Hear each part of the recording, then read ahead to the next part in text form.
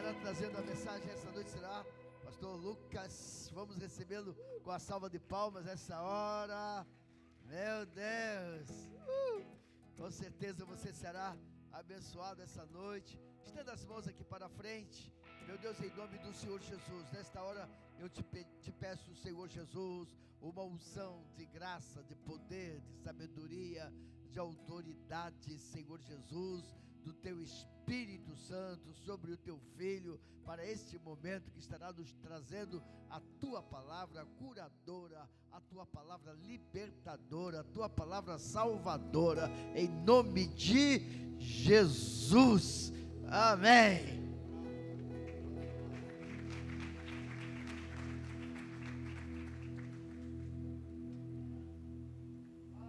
Amém. Boa noite, igreja.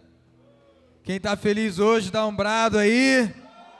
Quem está feliz porque amanhã é feriado, dá um brado aí. Glória a Deus. Feriado fica até mais fácil, né? Como é bom estarmos juntos aqui essa noite. Privilégio de poder estar aqui compartilhando a palavra do Senhor com vocês. Estive hoje pela manhã lá no acampamento da galera do Revô. Foi tremendo, foi incrível, tem sido um tempo maravilhoso lá com o pessoal. Hoje o nosso culto lá na manhã foi terminar quase 1h da tarde lá, o culto lá, o pessoal já foi direto, o almoço já estava pronto já quando terminou o culto, o pessoal já foi direto para o almoço. Então já fica aqui o meu apelo, o meu convite, se você não pôde estar, né, não fique de fora aí, certamente terão outros acampamentos, está sendo um tempo incrível lá. O pastor Rafa, inclusive, está ministrando agora lá na parte da noite. Se eu não me engano, ministrou ontem também à noite, um pouquinho antes da festa da piscina, né, que teve lá também. Então, está sendo um tempo incrível. Eu tive a oportunidade de estar lá, foi tremendo, foi maravilhoso. E agora, estamos aqui juntos. Tenho certeza que o Senhor ele tem uma palavra para os nossos corações. Você crê assim, meu irmão? Eu quero te convidar a abrir a sua Bíblia comigo em Mateus, capítulo de número 27. Mateus 27, nós vamos ler do versículo 45 até o versículo de número 51, então eu peço a gentileza de que você abra a sua Bíblia aí comigo, o seu smartphone. Se você tiver sem, pega uma carona com o irmão que está aí do seu lado, ou acompanha também no telão. Mateus 27, versículo 45 até o versículo de número 51. Abre aí a sua Bíblia.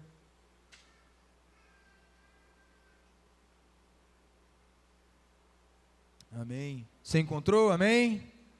Amém. Então vamos lá, acompanhe comigo na sua Bíblia. A palavra do Senhor diz assim: E houve trevas sobre toda a terra, do meio-dia às 3h da tarde. Por volta das 3h da tarde, Jesus bradou em alta voz: Eloi, Eloi, lama sabactani, que significa: meu Deus, por que me abandonaste? Quando alguns dos que estavam ali ouviram isso, disseram: ele está chamando Elias. Imediatamente um deles correu em busca de uma esponja, embebeu-a em vinagre, colocou-a na ponta de uma vara e deu a Jesus para beber. Mas os outros disseram: deixem-no, vejamos se Elias vem salvá-lo. Depois de ter bradado novamente em alta voz, Jesus entregou o Espírito. Versículo 51. Naquele momento, o véu do santuário rasgou-se em 2 partes, de alto a baixo. A terra tremeu e as rochas se partiram. Deixa a sua Bíblia aberta, feche seus olhos comigo, curve a sua cabeça. Vamos fazer mais uma oração. Pai, muito obrigado pela leitura da Tua palavra, Senhor. E a minha oração, como de costume, é que essa palavra se torne viva para nós essa noite. Que não sejam as minhas palavras, Senhor Jesus, mas que sejam as Tuas palavras liberadas por intermédio da minha vida nessa noite. O pouco que eu tenho, esses pães, esses peixes, eu coloco em Tuas mãos e te peço, multiplique para nós essa noite, para que saiamos daqui completamente saciados, Pai. Assim nós oramos, em nome de Jesus. Amém. Amém. Esse texto que nós acabamos de ler, ele retrata aqui, né, o momento exato em que Cristo ele entrega o seu Espírito. E ele então cumpre o seu propósito morrendo, né, em nosso favor, morrendo em nosso lugar. Esse mesmo texto ele vai aparecer nos outros 3 evangelhos. Marcos, capítulo de número 15, Lucas, capítulo de número 23, e João, capítulo de número 19, também retratam esse mesmo evento, esse mesmo acontecimento da história que marcou a humanidade, marcou a história, dividindo entre antes e depois.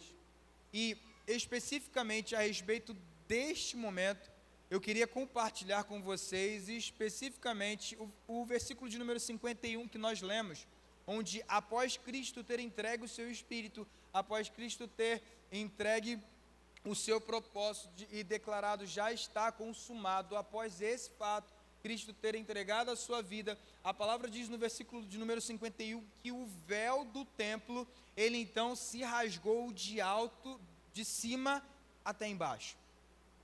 Esse véu, ele tem muitas implicações e muitas lições, até porque provavelmente você já sabe que no Antigo Testamento, na Antiga Aliança, muitas coisas, ou praticamente todos os utensílios, todos os apontamentos lá do Antigo Testamento, eles faziam referência, faziam remissão ao Cristo, ao Cordeiro que viria e que, como nós acabamos de ler, entregou a sua vida em seu favor.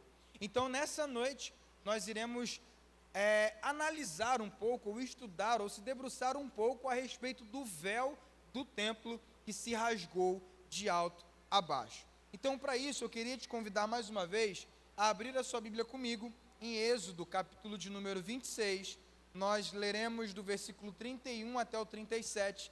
E lá no livro de Êxodo, nós veremos então a ordenança da parte do Senhor para Moisés, da forma como esse véu ele seria então construído, ele seria feito, ele seria preparado para que a gente possa tirar algumas lições a respeito dele. Então, por favor, abra comigo a sua Bíblia, Êxodo, capítulo de número 26. Vamos ler do versículo 31 até o versículo de número 37. Êxodo 26, versículo 31 até o versículo de número 37. Acompanhem comigo, por favor. A palavra do Senhor diz assim: faça um véu de linho fino, trançado e de fios de tecido azul, roxo e vermelho, e mande bordar nele querubins.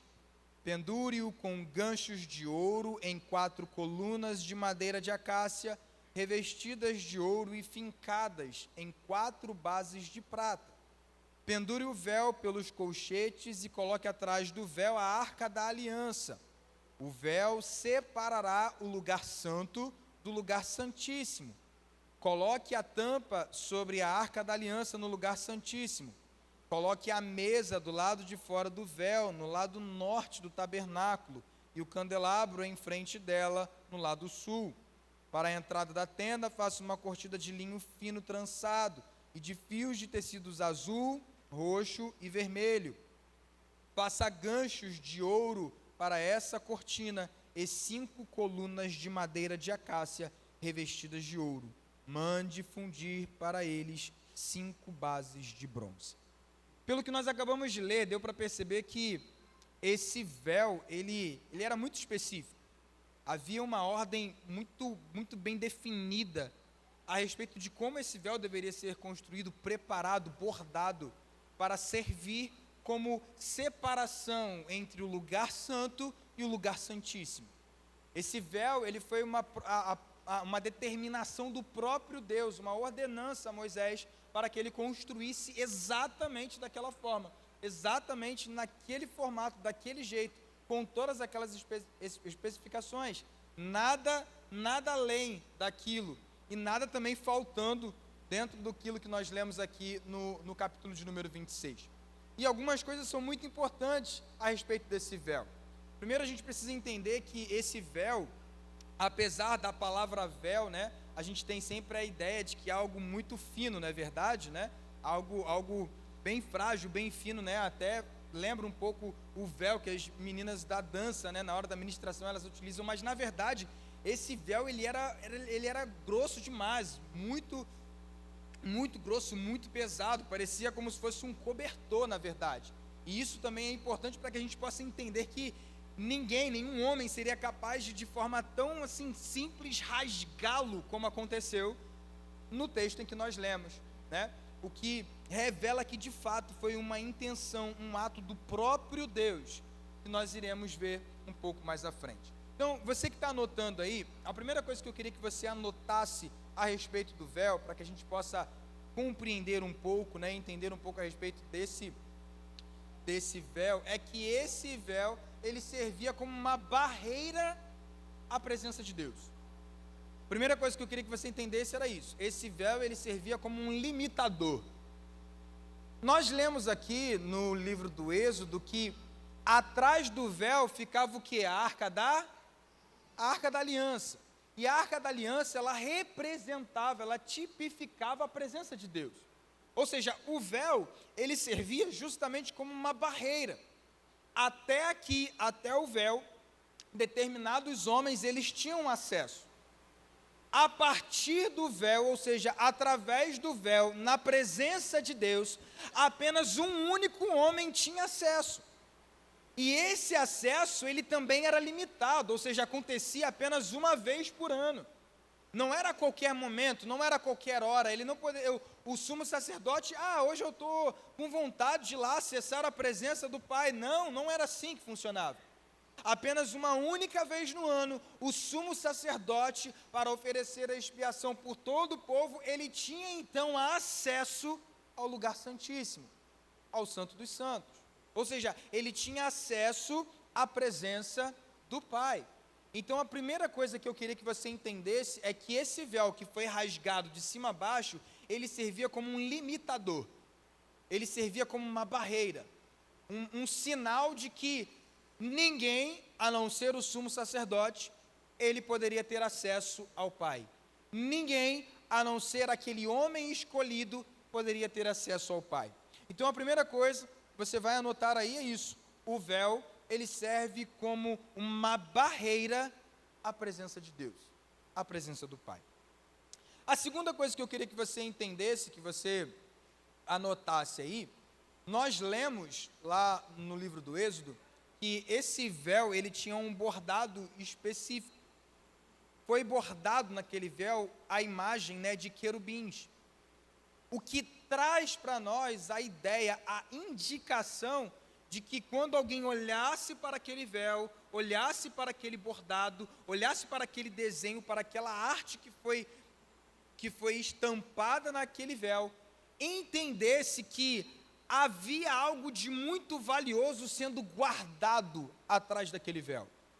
E aí você vai se lembrar, por exemplo, Gênesis capítulo 3, versículo 24, depois da queda do homem, quando o homem cai e ele então tem que ser retirado, ele é expulso do jardim, a palavra do Senhor vai dizer lá em Gênesis 3, 24, que ele então colocou querubins para guardar aquele lugar, para que ninguém pudesse ter acesso àquilo, especialmente a árvore da vida, porque agora o homem havia pecado.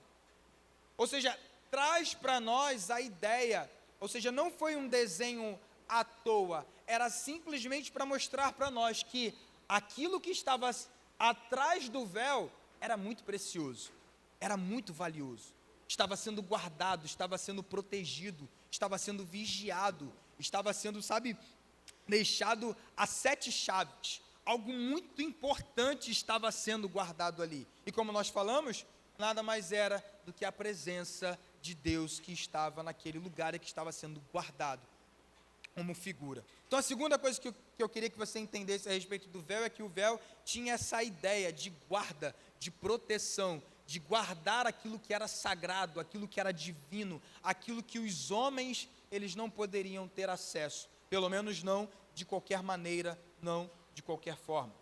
A terceira coisa que eu queria que você guardasse também é que nós lemos aqui que aquele véu, ele foi feito com cores específicas. Sim ou não? Nós lemos aqui algumas cores específicas e, como eu mencionei, muitas coisas no Antigo Testamento apontavam diretamente para o Cristo.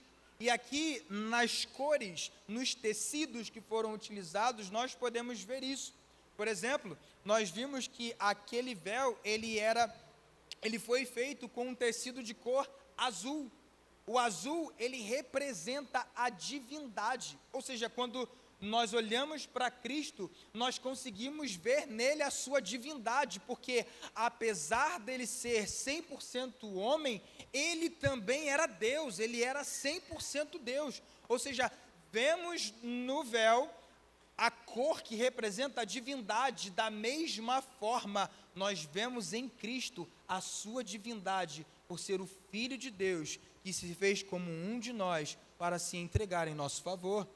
A segunda cor que nós vimos lá no tecido, que foi utilizado para a construção do véu, para a preparação do véu, era o roxo, ou em outras versões, você vai encontrar a palavra púrpura, que é a mesma coisa.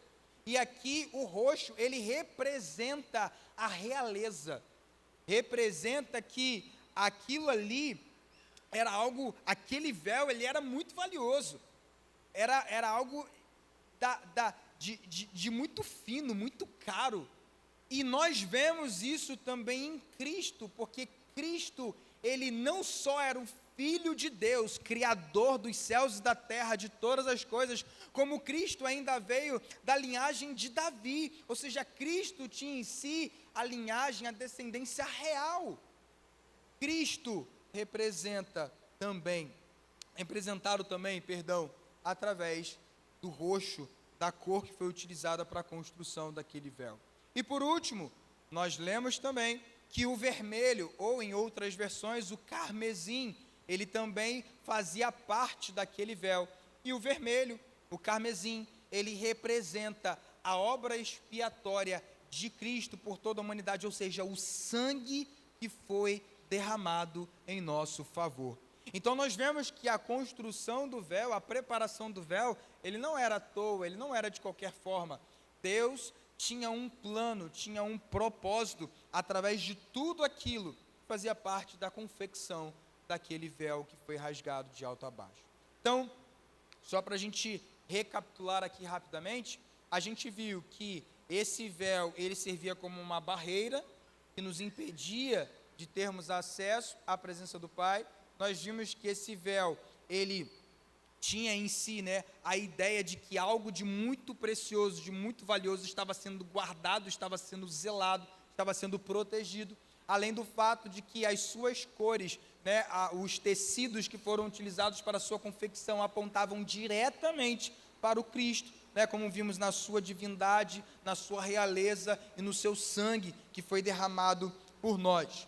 E uma quarta coisa que eu queria que você anotasse também, é que esse véu, ele representava, de fato, que a presença de Deus estava no lugar santíssimo. Ou seja, quando eu olhava para o véu, ou melhor, quando aqueles homens olhavam para o véu no exercício do seu sacerdócio, eles tinham a certeza de que atrás dele, no lugar santíssimo, a glória de Deus estava presente, a presença de Deus estava presente, Deus estava naquele lugar. E é interessante porque no próprio livro do Êxodo, capítulo 33, versículo 20, nós vemos que Deus, ele declara que ninguém jamais poderia vê-lo e permanecer vivo. Seria impossível alguém ver Deus e continuar vivo. Mas é interessante entendermos que quando olhávamos para o véu, e aqui você vai começar a perceber que o autor aos Hebreus, ele vai dizer que o véu agora representava a carne, ou seja, o corpo de Cristo. Quando nós olhamos para o Cristo, quando nós olhamos para o véu, nós sabemos que nele está o Pai, e teremos acesso através do seu sacrifício. Teremos acesso. Então, eu queria que você guardasse essas 4 coisas.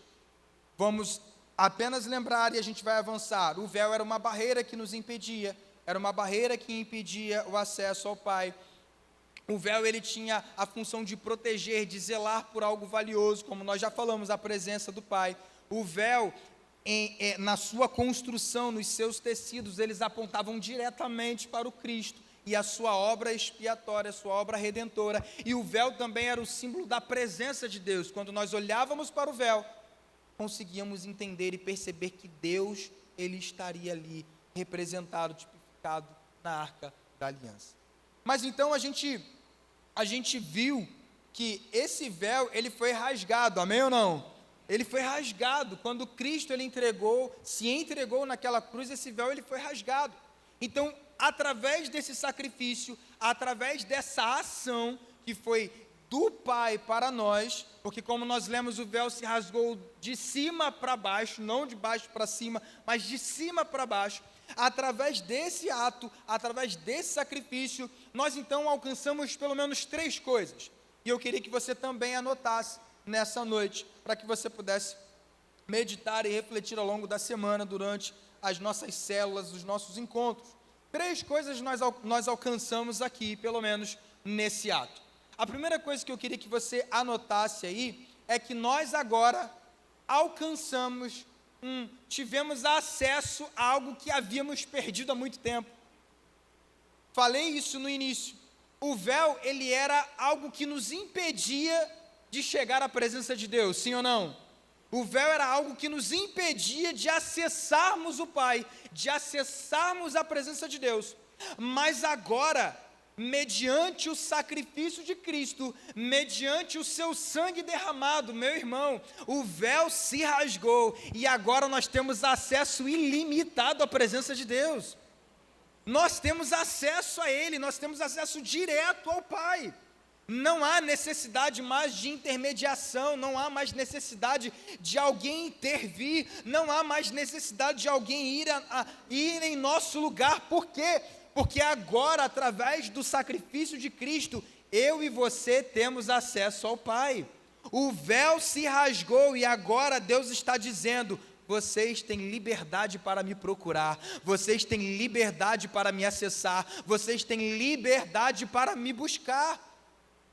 Havíamos perdido isso, havíamos perdido esse acesso, e eu penso que é quase como se nós estivéssemos voltando ao Éden.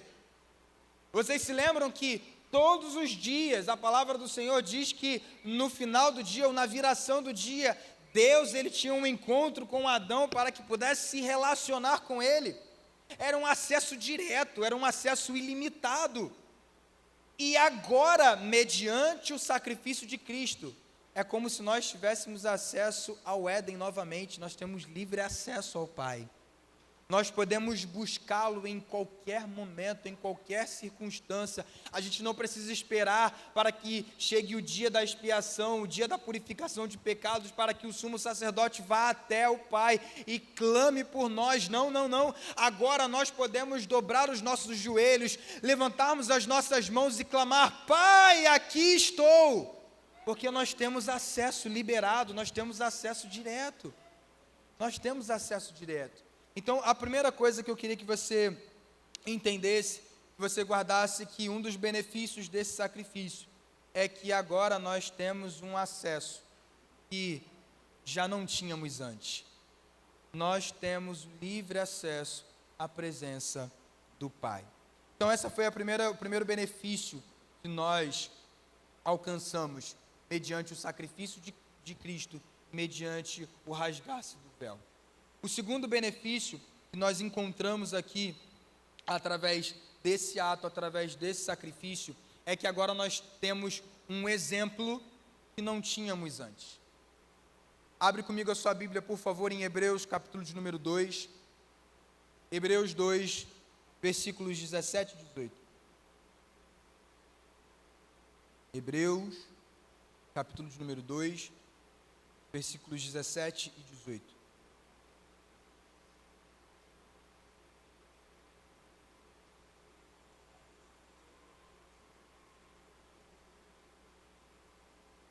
Hebreus 2, 17 e 18 diz assim, acompanhe comigo: por essa razão, era necessário que ele se tornasse, aqui falando do Cristo, era necessário que ele se tornasse semelhante a seus irmãos em todos os aspectos, para se tornar sumo sacerdote misericordioso e fiel com relação a Deus e fazer propiciação pelos pecados do povo. Versículo 18: porque tendo em vista que ele mesmo sofreu quando tentado, ele é capaz de socorrer aqueles que também estão sendo tentados. O segundo benefício que nós vemos é que agora nós temos em Cristo um modelo, um exemplo que nós não tínhamos antes.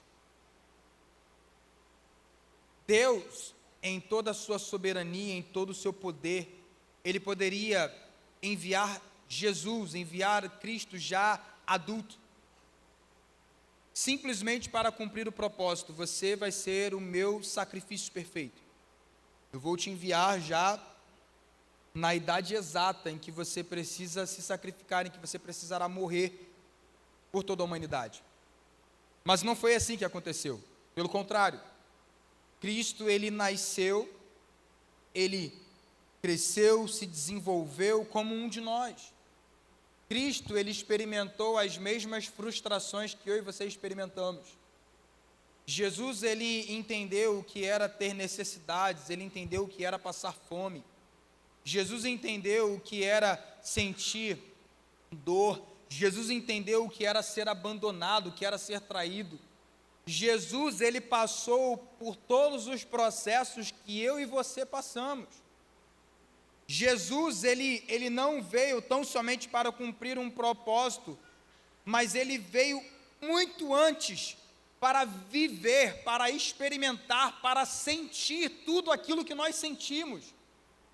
E mesmo passando por todo esse processo, você sabe muito bem, Cristo, Ele permaneceu fiel a Deus e ao seu propósito. Mesmo sendo tentado, Ele não pecou. Ele não errou, Ele não falhou. Ou seja, Cristo agora, Ele passa a ser o nosso modelo, Ele passa a ser o nosso exemplo. Porque Ele sabe o que nós sentimos. Ele passou pelo que nós passamos, para que, como nós lemos aqui, especialmente no versículo 18, tendo em vista que Ele sofreu o mesmo quando foi tentado, agora Ele é capaz de nos socorrer quando nós também passamos pelas mesmas tentações. Temos um modelo. Cristo sabe exatamente o que a gente tem enfrentado. Era necessário que Ele vivesse todas essas experiências, que Ele passasse por tudo que passou, para que hoje a gente pudesse olhar para Ele e falar assim: Cristo, Jesus, eu quero ser como o Senhor. Eu quero agora, mediante esse benefício de tê-lo como modelo, de tê-lo como exemplo, eu quero ser como o Senhor. Eu quero trilhar o meu propósito, o meu chamado, o plano de Deus para a minha vida sem falhar, porque Cristo agora passa a ser o nosso modelo. Cristo agora passa a ser o nosso exemplo, porque Ele enfrentou tudo aquilo que a gente enfrentou. Ele mesmo falando aos seus discípulos, Ele disse: olha, no mundo vocês terão aflições, mas tende bom ânimo, porque eu venci. Cristo é o nosso modelo. Cristo é o nosso modelo. Então, o segundo benefício que nós vemos através desse sacrifício, através do véu que se rasgou de alto a baixo, é que agora nós temos em Cristo um modelo que nós não tínhamos antes. Cristo passa a ser a nossa régua de medir, Cristo passa a ser o nosso modelo, e nós agora passamos a olhar para Ele, para que vivamos e possamos desfrutar daquilo que Deus tem para nós. Só que, além disso, além de termos Cristo como um exemplo, agora também nós, mediante o sacrifício, mediante esse véu que se rasgou, agora nós também temos uma responsabilidade que não tínhamos antes. Temos uma responsabilidade que não tínhamos antes. Porque cá entre nós, seria muito fácil agora afirmarmos que, já que temos um sumo sacerdote que entende a nossa dor, que entende o nosso sofrimento, que entende as nossas mazelas, que sabe pelos problemas que a gente passa, então eu estou tranquilo, eu não preciso fazer mais nada, né? Deixa que Cristo agora Ele vai interceder por mim, deixa que Cristo agora, que é o sumo sacerdote, que conhece as minhas limitações, deixa que Ele vai fazer o papel do sumo sacerdote, vai interceder por mim. Mas na verdade, meus irmãos, a partir de agora, a partir do momento em que entendemos que Cristo Ele é o nosso modelo, passamos então a ter uma responsabilidade para com o sacrifício de Cristo. E eu queria ler com vocês Hebreus capítulo de número 4, se você ainda está lá na carta aos Hebreus, vai para o capítulo de número 4 e vamos ler juntos os versículos 14, 15 e 16, Então, por favor, abra aí a sua Bíblia, Hebreus capítulo 4, versículos 14 ao 16.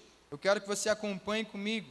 A palavra diz o seguinte: portanto, visto que temos um grande sumo sacerdote que adentrou os céus, Jesus, o Filho de Deus, apeguemo-nos com toda a firmeza à fé que professamos. Pois não temos um sumo sacerdote que não possa compadecer-se das nossas fraquezas. Nós falamos isso. Ou seja, Cristo, Ele entende aquilo que a gente enfrenta. Cristo, Ele entende os momentos que nós passamos, porque Ele passou por esses momentos. Então aqui o autor, ele continua dizendo, esse sumo sacerdote, Cristo, ele se compadece das nossas fraquezas. Mas sim alguém que, como nós, passou por todo tipo de tentação, porém, sem pecado. Versículo 16, assim, aproximemo-nos do trono da graça, com toda a confiança, a fim de recebermos misericórdia e encontrarmos graça que nos ajude no momento da necessidade. O véu se rasgou, o caminho está livre, nós temos acesso ao Pai. E, como eu mencionei, agora nós temos uma responsabilidade. Que responsabilidade é essa? Está especificamente no versículo 16. Agora que temos o livre acesso, agora que temos acesso ilimitado, agora que o véu se rasgou e temos Cristo, que é o nosso sumo sacerdote e entende pelo que passamos, então agora temos a responsabilidade de nos aproximarmos cada vez mais do trono da graça, de nos aproximarmos cada vez mais da presença de Deus, de nos aproximarmos cada vez mais à presença do nosso Pai. Não temos mais desculpas, não temos mais motivos. Antes havia um véu que nos separava da presença dEle. Agora nada mais pode nos impedir de alcançarmos a presença do Senhor. Não são as nossas falhas, não são os nossos pecados. O próprio apóstolo Paulo diz: quem nos separará do amor de Deus? Nada pode nos separar de termos esse acesso ao Pai. Apenas nós mesmos, que talvez por insegurança, por medo, por acharmos que não somos dignos, não somos merecedores, às vezes a gente se retrai e a gente para de buscar intencionalmente a presença do Pai. A gente vai se lembrar, por exemplo, do povo de Israel no deserto, durante o processo em que eles estavam caminhando em direção à terra prometida, e Deus, ele havia dito de forma clara para o povo: olha, pede para todo mundo se preparar, pede para todo mundo se consagrar, pede para todo mundo se santificar, se separar, porque amanhã eu tenho um encontro com todo o povo. Ou seja, o acesso estava liberado, eu tenho um encontro com todo mundo, pode trazer todo mundo, mas peço para que eles se preparem. Mas a palavra vai dizer que quando o povo chegou ao pé do monte e viu toda a fumaça que cobriu o monte, os trovões, os relâmpagos, aquela cena que talvez tenha gerado medo no coração daquele povo, eles disseram: epa, não, nós não vamos subir, nós não queremos ter acesso à presença do Pai. Moisés, por favor, vá em nosso lugar, vá você, fale você com Deus. Talvez porque no coração do povo eles dizem: poxa, eu não me consagrei tanto quanto eu deveria, eu não jejuei o suficiente, eu não orei o que eu deveria orar, eu não li a palavra como eu deveria ter lido. Então, por favor, vá você no meu lugar, interceda por mim, peça por mim, e o que Ele falar a você, traz, porque aí eu vou fazer. Mas meu irmão, meus irmãos, o que Deus está nos dizendo é que, sem medo, sem culpa, sem preocupação, o acesso está liberado, e nós agora podemos entrar no Santo dos Santos, podemos acessar o lugar santíssimo, podemos acessar a presença do Pai, sem condenação, sem culpa, sem apontamentos, apenas o livre acesso à presença do Pai. É interessante que, naquele tempo, o sumo sacerdote, quando ele entrava, tinha toda uma preparação. até havia, né, na bainha do seu vestido alguns sinos, né, para sinalizar que enquanto ele estava exercendo a sua função dentro do lugar santíssimo, ele estava vivo, estava tudo bem. Está ouvindo barulhinho? Opa, ele está caminhando, ele está fazendo, está tudo ok. Hoje nós temos acesso liberado à presença do Pai, sem o medo, né? A gente até brinca, né? Imagina se, né, o Senhor fulminasse todo mundo, né? O pessoal ia acessar, pum, já era, acabou, né? O pessoal... Mas hoje nós temos acesso pela graça do Senhor, pela sua misericórdia, pela sua bondade, pelo seu amor. Nós temos acesso à sua presença, à sua graça, ao trono da graça. E muitas das vezes nós deixamos de buscá-lo, nós deixamos de entrar naquele lugar. Mas entenda uma coisa: nós temos uma responsabilidade essa, de com confiança acessarmos o lugar santíssimo, com confiança, porque o sangue de Cristo que foi derramado em nosso favor é o sangue que nos purifica de todo pecado. Esse sangue agora nos garante o acesso à presença de Deus, nos garante acesso à presença do Pai. E agora, independente da circunstância, independente do momento, independente daquilo que você esteja vivendo, meu irmão, uma coisa é certa: você tem acesso à presença do Pai.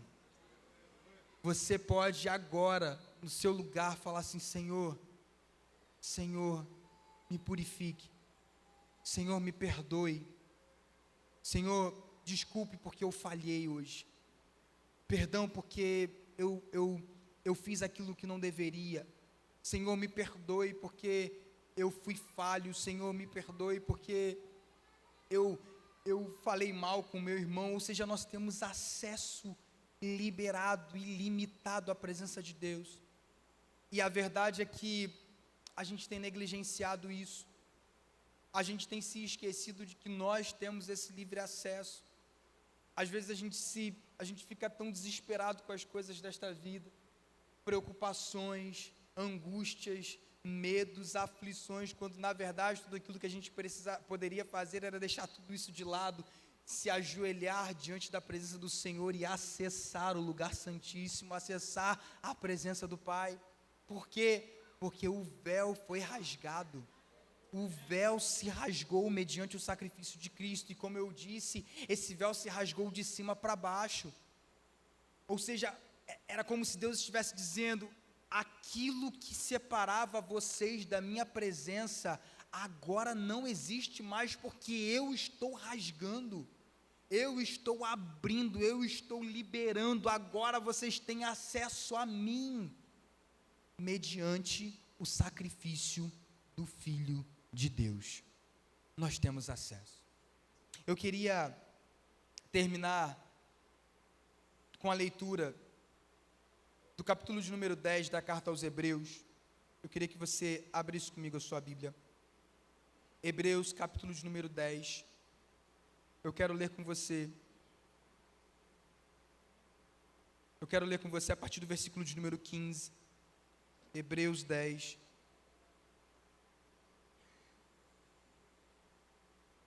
Versículo de número 15. Eu quero que você abra a sua Bíblia, para que você anote esses versículos aí, você marque.